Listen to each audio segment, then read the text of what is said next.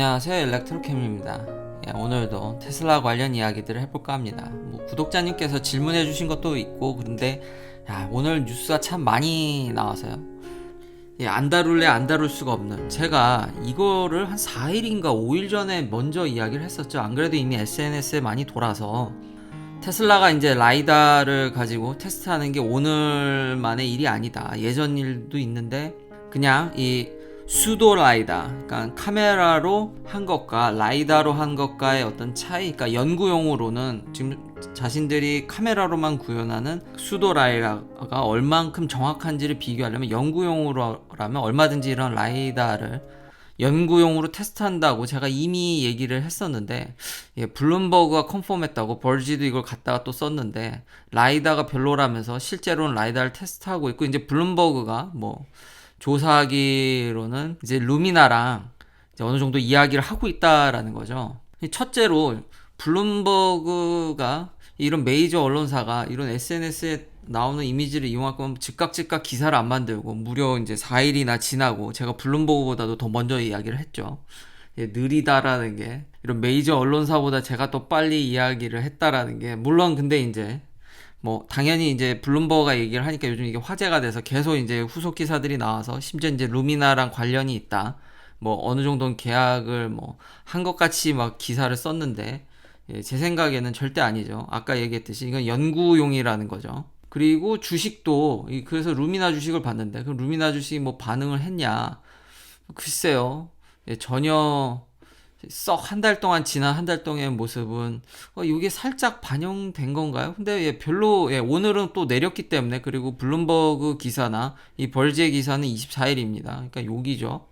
그런 거 봐서는 전혀 영향이, 이게 큰 이슈가 아닐 수도 있고요, 주가에. 근데 여튼 반응은 신통치 않다라는 거죠. 물론 이제 저 루미나 주식을 얘기한 김에 테슬라 주식도 간만에 이제 600을 이제 넘었습니다. 오늘 좀 많이 올랐죠.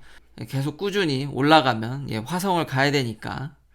근데 어제 약간 이야기를 좀 더 보충하면, 진짜 그러니까 화성을 가겠다는 목표 아래, 그러니까 일론 머스크는 그렇게 시점을 이렇게 멀리 떨어뜨려서 많은 사람들의 그런 분열된 거를 한쪽 방향으로 드라이브 시키는 그런 참 뛰어난 리더십, 그런 거를 보여주긴 하는데, 만약에 화성을 못 가면 결국은 그 핑계 대고, 물론 최근엔 좀 기부를 했지만 화성을 못 가게 되면 그냥 자기 다 그냥 이익이 아닐까. 물론 그래서 제가 테슬라 주식을 부양할 수밖에 없는 게, 본인의 이득도 어제 그 에셋 구조도 이야기를 하긴 했습니다만, 화성 가야 되니까 쭉쭉 올라가면 좋겠고요. 돌아와서 제가 그때 과거에도 이런 테스트가 있다라고, 여러 이미지들이 매년 있다라고, 그 왜 지금 또 블룸버그가 토잉하는지는 잘 모르겠지만, 과거 이런 SNS에 대해 제가 설명했을 때 이 기사와는 별도로 과거에 있었다고 제가 몇 번 얘기를 했었는데, 그래서 기사를 좀 찾아가지고 왔습니다. 이거 2016년이죠, 보면.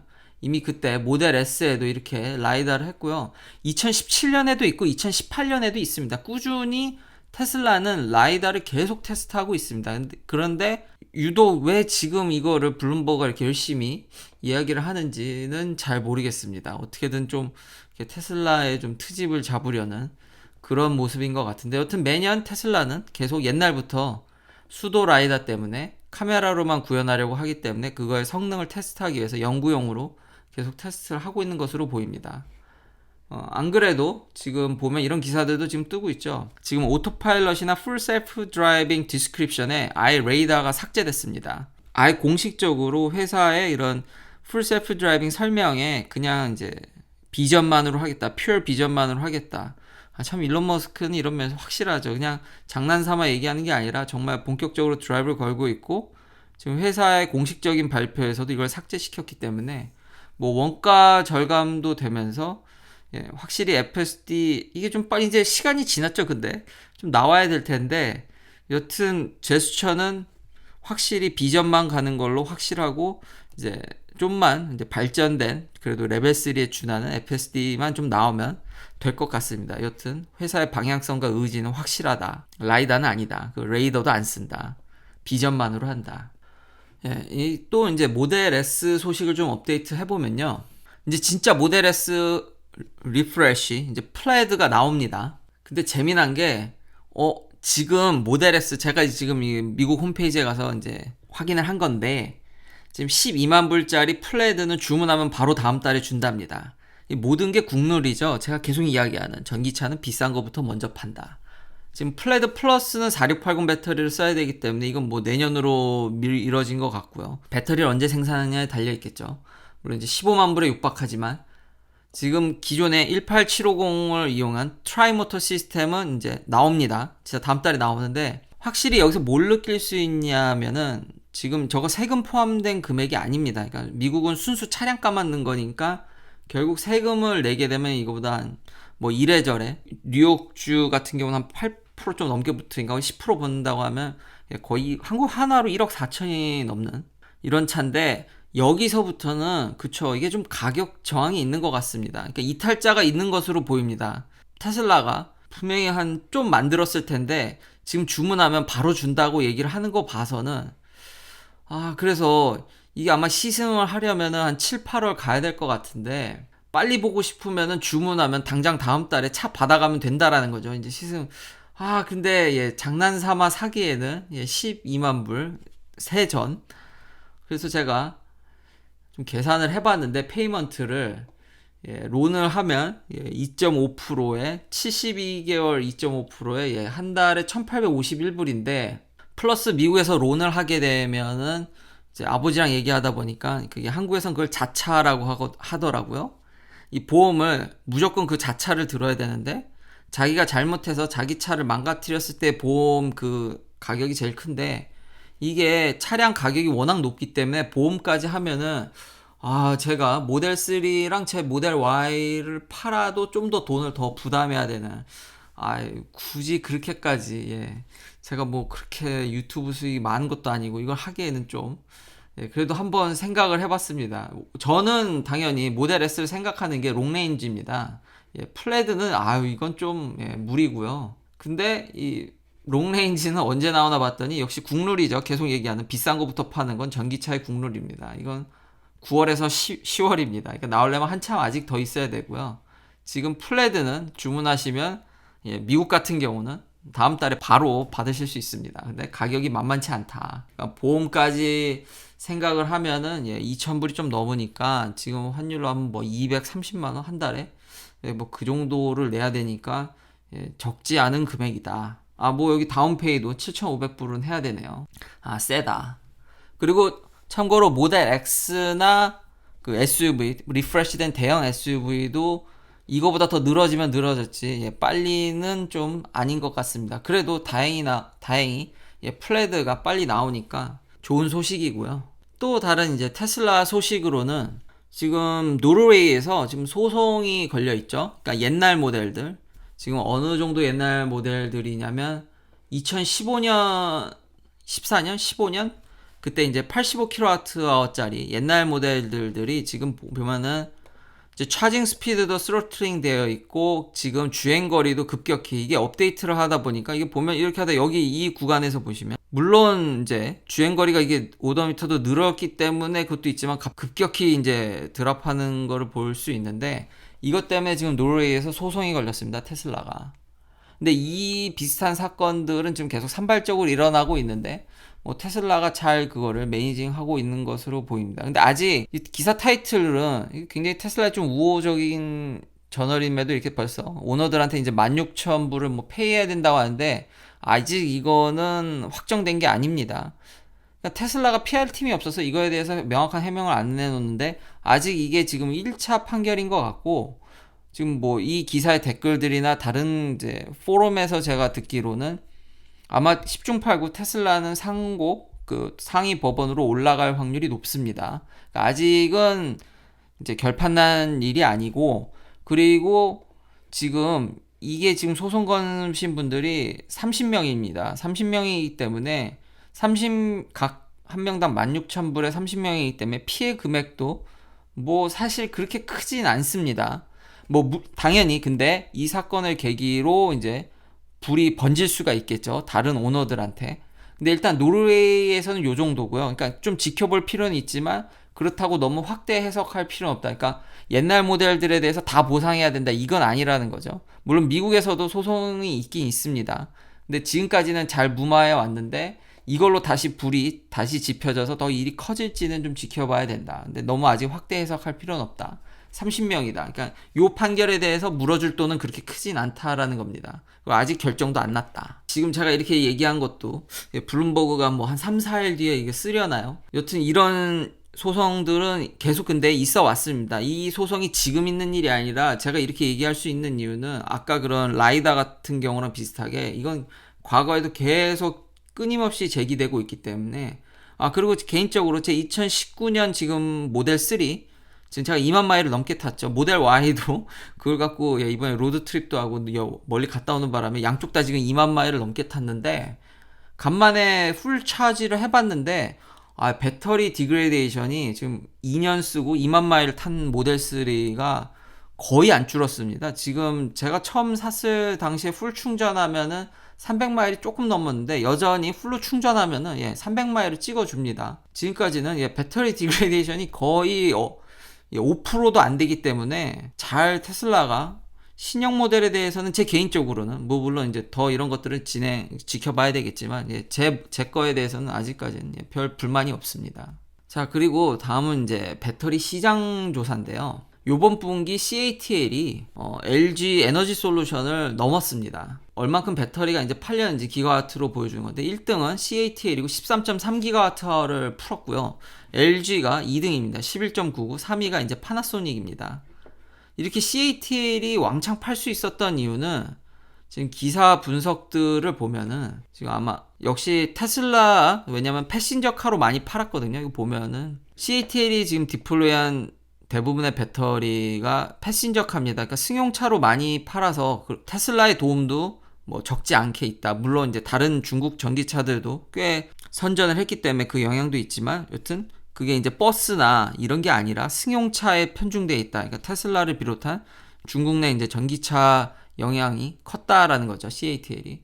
물론 이제 전 세계적인 흐름은 지금 LG가 바짝 추격하는 모습입니다. 그러니까 1월 달에만 좀 떨어졌지 2월, 3월 되면서는 LG 에너지 솔루션이 굉장히 지금 CATL을 능가하는 모습을 보여주니까 2분기에는 이게 뒤집어질지 한번 지켜볼 좋은 관전 포인트인 것 같고요. 하여튼 박빙이긴 합니다. 그리고 이 CATL은 확실히 이 중국 내 전기차 밀어주는 그런 효과? 정부의 그런 서포트?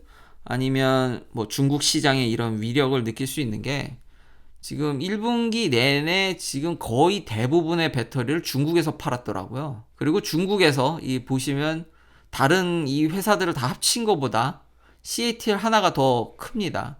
그러니까 중국에서 얼마나 많은 배터리를 진짜 공급하고 있는지 CATL의 진짜 압도적인 모습을 보여주고 있고요.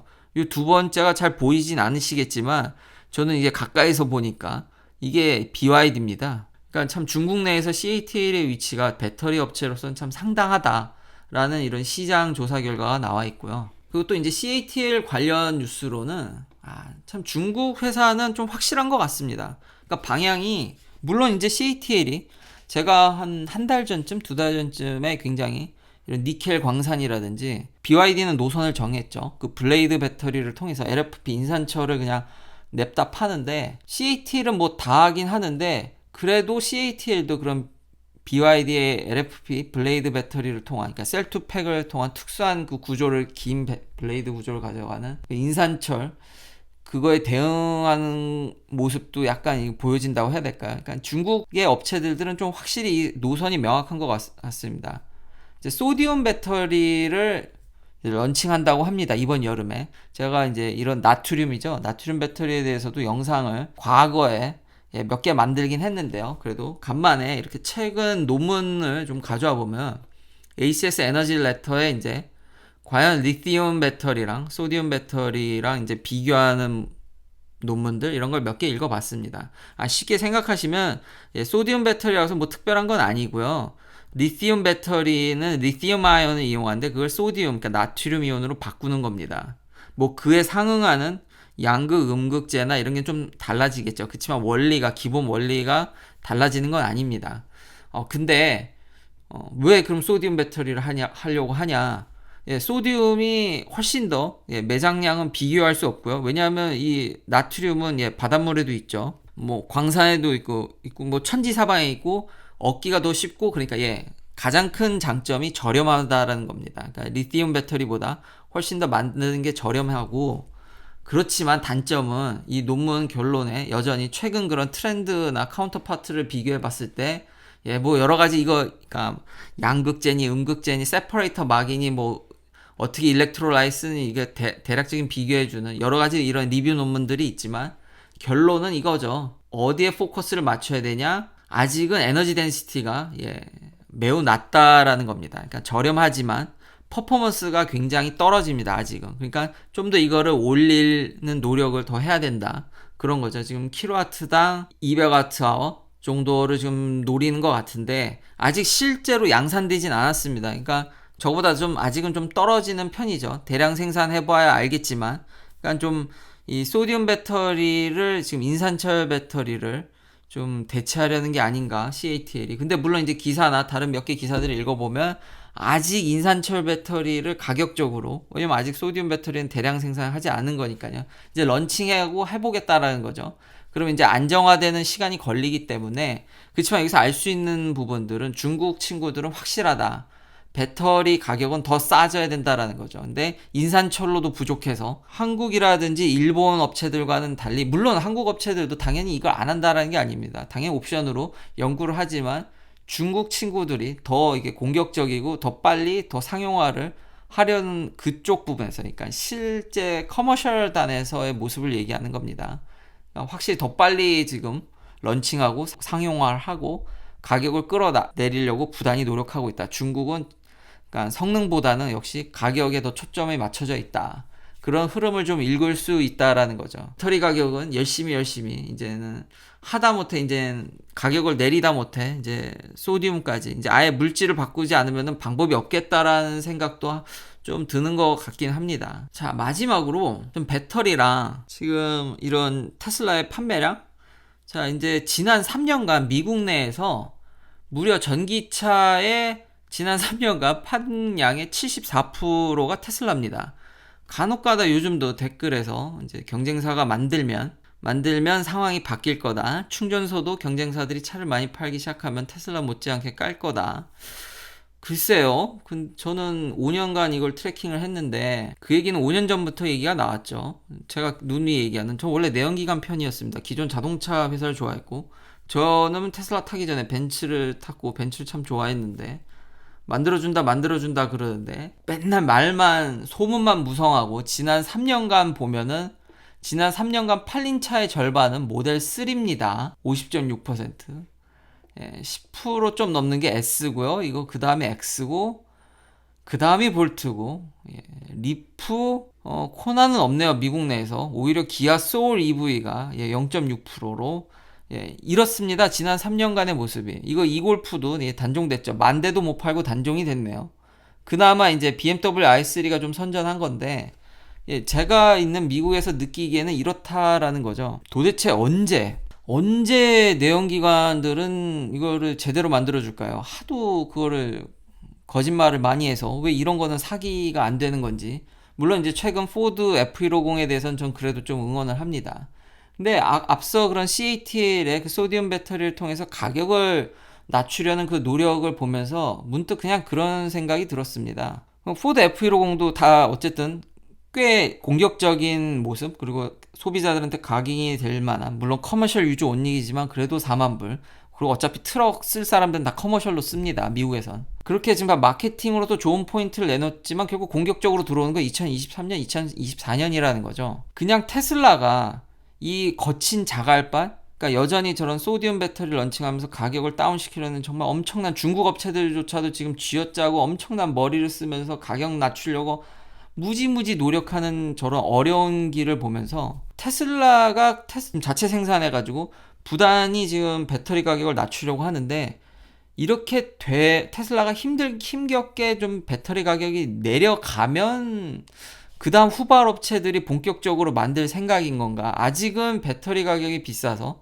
적자인데 굳이 계속 여전히 쇼만 하고 만들 생각이 없지만, 테슬라가 정말 고군분투하고 저렇게 CATL이나 배터리 업체들이 죽을 힘을 다해서 낮춰놓으면 그제서야 들어가려는 게 아닌가. 그래서 이렇게 간만 보고 준비만 하고 선행 그룹들이 힘겹게 가면은 나중에 패스트 팔로우 하려는 게 아닌가라는 생각이 듭니다. 그랬을 때 이제 더 훨씬 더 수월하게 갈 수 있고 자기들의 생산 능력이 받쳐주니까 금방 따라잡을 거다, 뭐 그런 전략인 것 같다라는 생각이 문득 들었는데, 여기 구조상 수직 계열화를 하지 않으면은 여전히 쉬워 보이지 않는데, 배터리 가격이 과연 진짜 그러니까 얼마나 떨어지느냐가 이 기존 업체들이 그래도 좀 분발해주는 포인트가 되지 않을까라는 생각도 좀 그냥 들었습니다.